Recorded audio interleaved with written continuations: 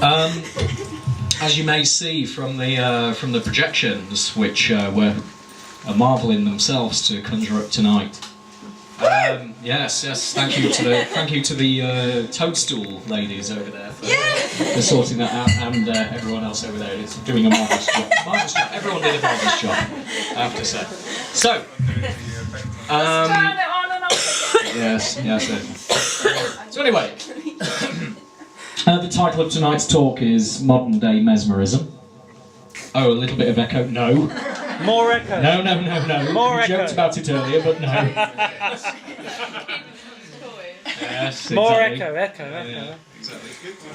Okay, so I'll use this as a convenience rather than a thing. Just if anybody needs louder words in the back there, I'll occasionally move forwards and shout at you. But yeah. Okay, so modern day mesmerism. Obviously, it's the modern day, and this talk is about mesmerism, and it's at the Cave Club, and I am Lee Jarabale. Now, who am I? Well, I would say about 6-7 years ago, I started studying neuro-linguistic programming, things like this, and as a result of that ended up moving into, once that I'd gone through that, up to NLP Masters, trained under Richard Bandler. Once that I'd done this, I got more and more interested in clinical hypnosis or hypnotherapy. And so I studied that for 18 months, with a school called the ICH, the Institute of Clinical Hypnosis, in London, and learnt a lot about hypnotherapy and hypnotism. And well, what I found interesting about it was the fact that I found some very interesting practitioners mentioned in the history of clinical hypnosis.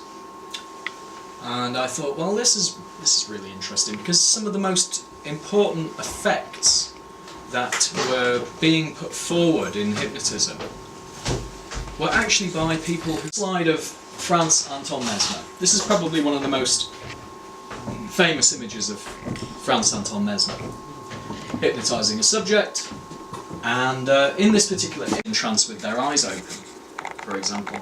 There's a lot of emphasis on putting people to sleep. Sleep, close your eyes, all of that type of stuff, and people going to sleep. It's about this high. This is in Meersburg. Meersburg, some people argue Germany, some people argue Switzerland, I think it is. Meersburg, there's this particular triangular gravestone, which actually has the eye in the triangle with radiating lines from it. It says underneath F.A. Mesmer. Well, this is Mesmer's tombstone, in actual fact. On the various sides of this tombstone you have the planetary orbits, and I forget which is the design on the other side, but I don't think it's very interesting, but the planetary orbits, the eye in the triangle on this side, is fine. One of those philosophies, for example, is the philosophy of alchemy. And alchemy itself, I mean, a lot of people have got very different ideas about what alchemy is. As soon as you mention the word alchemy, bells start ringing. People either find it a ludicrous subject, or they find it an interesting subject, or whatever it might be. Could have chosen any of thousands. I mean, there are literally thousands to demonstrate the point. One of the main things that you get across is the sun and the moon. The idea of the sun and the moon, the male and the female, night and day, all of these opposed principles working together. Now, in some alchemical images, for example, you have the sun and the moon actually in combat with each other, actually battling each other. It depends upon the whole wash of people going out there practicing mesmerism. Mesmer wasn't the only one. For example, this particular chap here is Puisiger. Now, Puisiger was someone who learnt the techniques through Mesmer, continued it on, and there was also then the Puisigerian school of what became known as animal magnetism. To get into the next phase is 1884. Here we have a picture of this guy, this Scotsman called James Braid. Now, James Braid was a physician and a surgeon a physician and an ophthalmist and a surgeon, and he worked with the muscular system.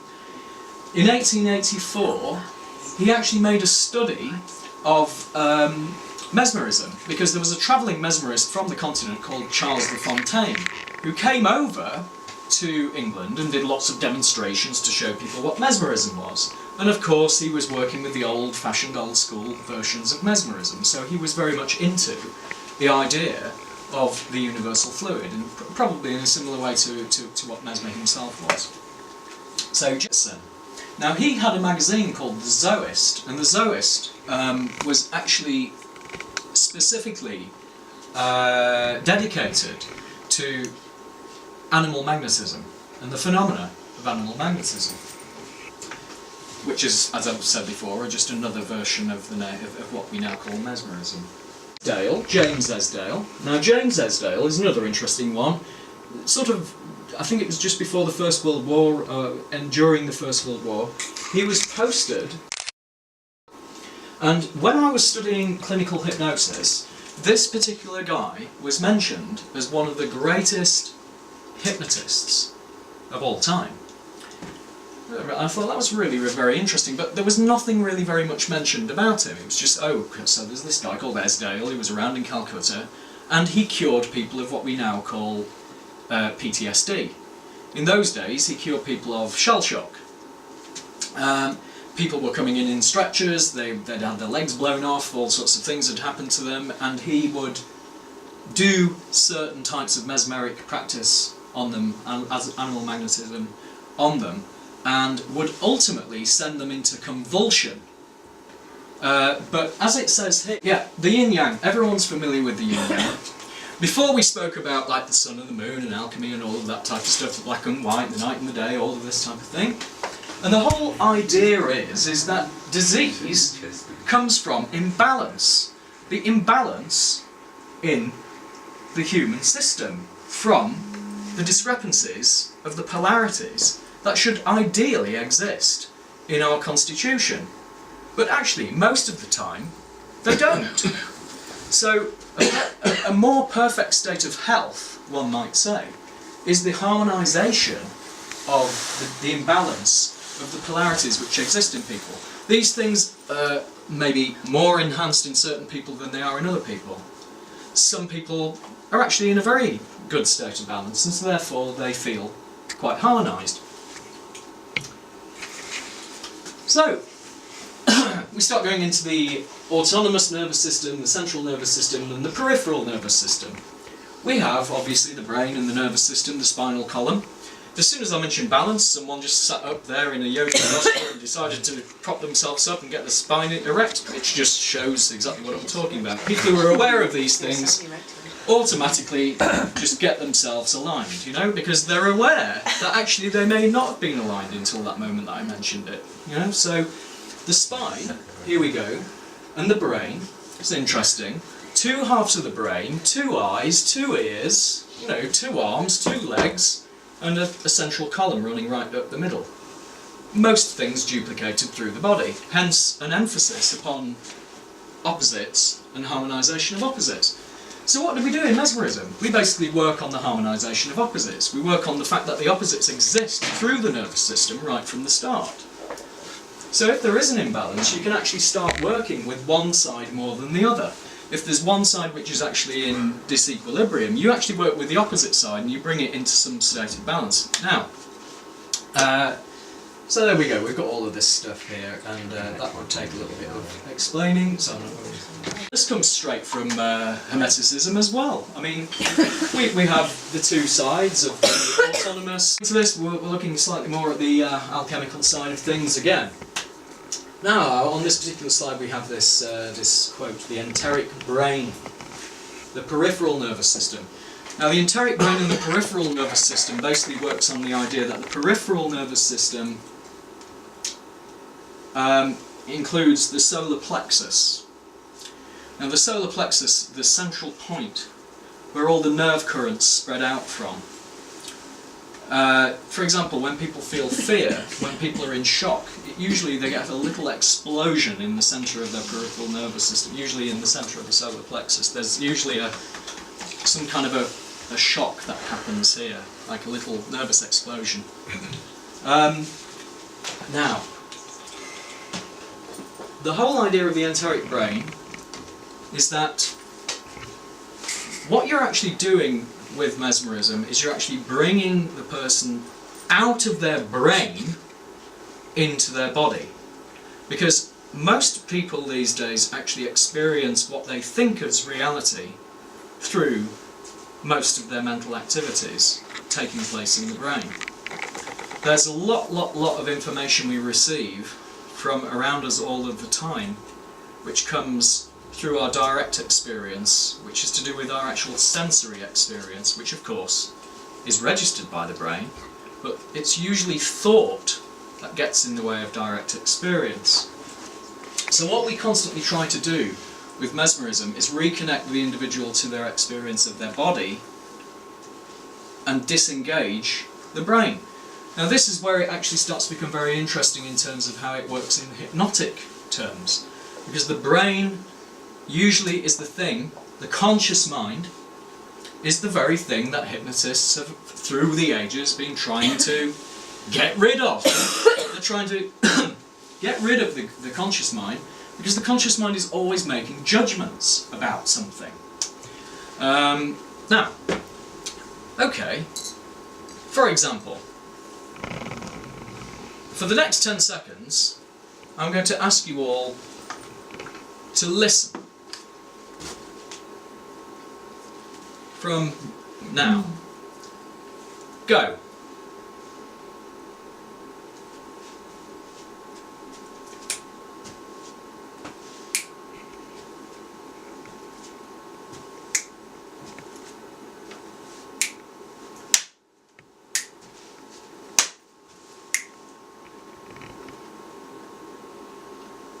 Okay, you can stop.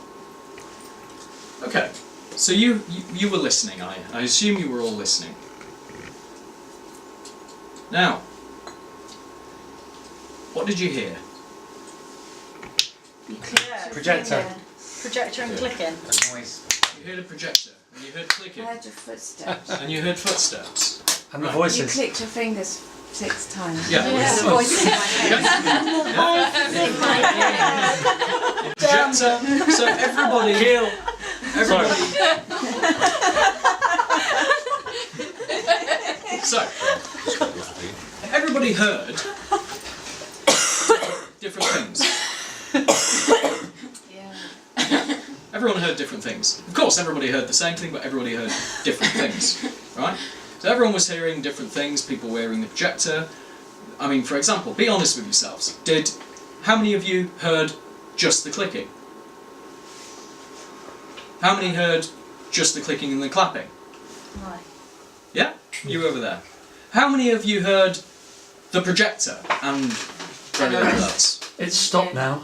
Yeah. What's wrong with it? It was never on though, it was just your brain. Yeah? No, I'm literally saying... Because she heard what was happening, but she didn't see what was happening, so that's what she put a label on. Yeah, it doesn't matter whether this doesn't matter whether it's visual, or whether it's what you hear, or whether it's what you feel. Okay. Like I can with my eyes closed, I can like reach on a table and start feeling around, and eventually I'll come across something, and I'll go, it's that, you know, and I'll stick a label on it. What I'm talking about is actually moving beyond labels. Now, the only reason why I'm saying this is to illustrate that this actually comes onto reality itself. Okay, so some of you may or may not be aware of this chap here, Dr. Wilhelm Reich. And I've labelled this here various concepts of energy and imbalances and blockages. Now, Dr. Wilhelm Reich actually was, you know, another wacky guy who ended up getting that orgone exists in minute quantities in inorganic material, and he found that if you actually put organic and inorganic material together in layers, it acts as a battery. It actually creates a charge. So he was very interested in how the human biosystem and bioenergetics works through the system in layers and actually creates charge. Now, I'm mentioning this because it all ties in with the philosophy of mesmerism. People have stumbled across these same things from ancient times, right through to fairly well-known names like Wilhelm Reich. And again, he believed in imbalance in the human system was caused by certain blockages in what he called character armour. I bring us into the tarot. I'm sure some of you are possibly familiar with that. And this card, Le Monde, the world. Now, it's the final card in the major arcana. Now, the major arcana meaning the secrets. Well, it's the final card. I mean, for example, Alejandro Jodorowsky, in his particular study of the tarot and his presentations of the tarot, regarded this card as being, in a sense, the core of his entire ideology on that. Basically, if you use the tarot for fortune telling, you're just basically being a charlatan, because the tarot is not ultimately about fortune telling. The tarot is actually about putting forward the final idea, which is the ultimate presence. So I bring us through to this. Now this is usually the part where I play a film of me doing a little piece of mesmerism. Now this is a still from that particular piece of film. And in this particular piece of film, well, I'm working with the whole concepts of the polarities, the opposites, the balancing the two halves of the body and so on. What is amazing is that some very peculiar things can happen. What's described to you is not something theoretical, it's something which actually happens to the individual while they're in the state. In other words, that contact happens, and what the therapeutic aspect of the work is the fact that it brings the person into a relationship with the fact that they are actually the centre of their own being, rather than being offset from the centre of themselves, which so many people are. Because these days, the whole idea of, say for example, we don't feel complete. Most people don't feel a sense of completion in themselves. They feel that they have to chase something or grab something in order to be something in themselves. And this is actually the problem. It's this lack of presence and the actual experience of being here now and being truly in contact with that experience that causes people to chase for something outside rather than realising they've already got it. And this is the thing that helps an individual, at least maybe for a moment, tap into that experience. So, we'll finish there, and we shall do some practical stuff in a little bit. Thank you. No, this is like from the original, the actual... No, in the ground. Yeah. And then... That's normally, that's why you get the smell.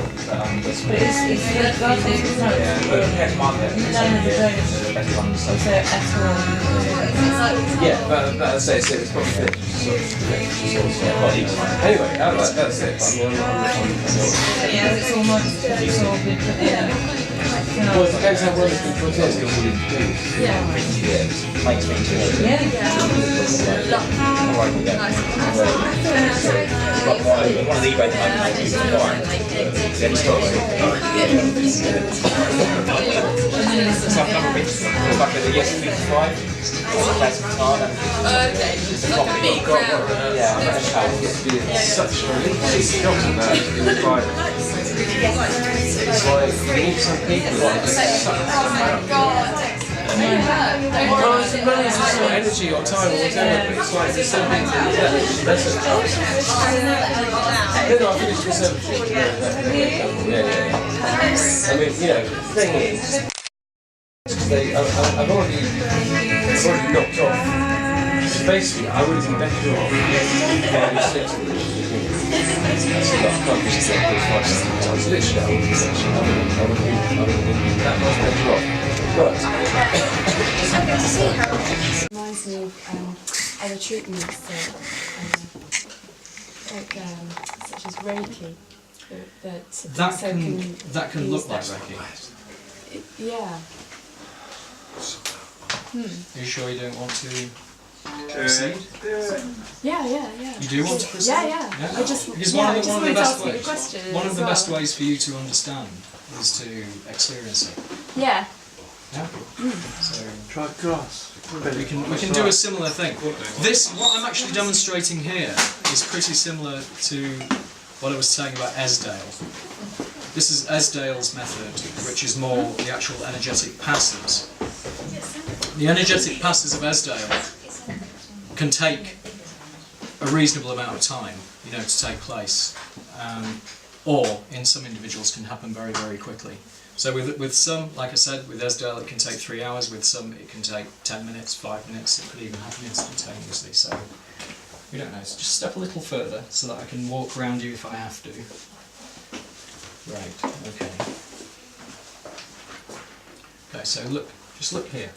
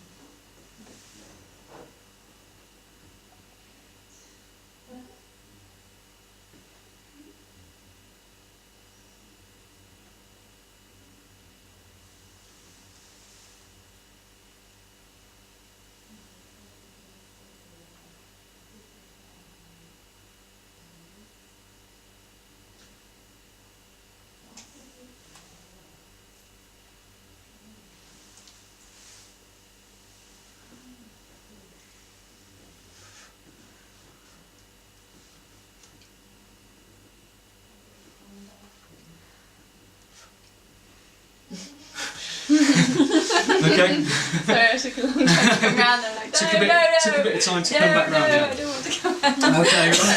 So there you go. That was said. Height has something to do with it as well. I mean, you're a lot taller than me, so I was kind of having to, you know, look up, and we're sort of more square on. So that's also a factor, especially with the aspect of the visual gaze, which sometimes leads you into these things. So, just look. All you have to do is look at me here. Yeah, look here. Okay, look.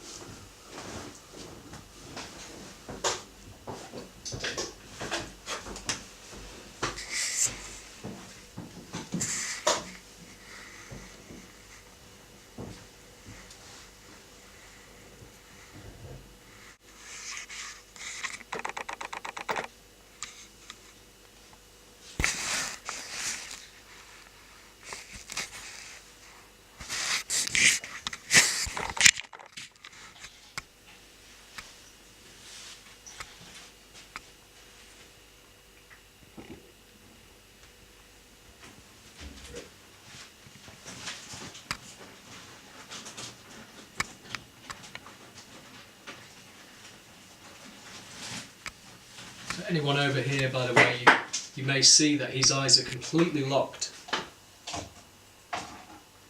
That's another one of the phenomena. People can keep their eyes open for a lot longer than they normally would under normal circumstances. You can close them now if you want.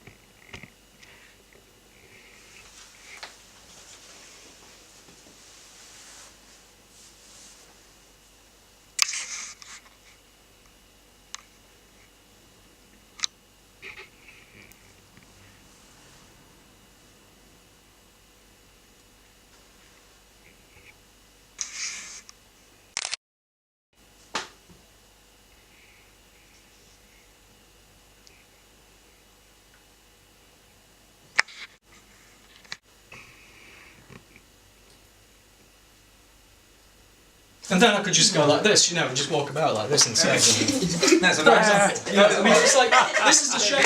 This is state shifting. I would say it was beautiful because it was literally floating a little bit to a degree. This is what I'm talking about, and people respond nervously to it because it's shifting the state.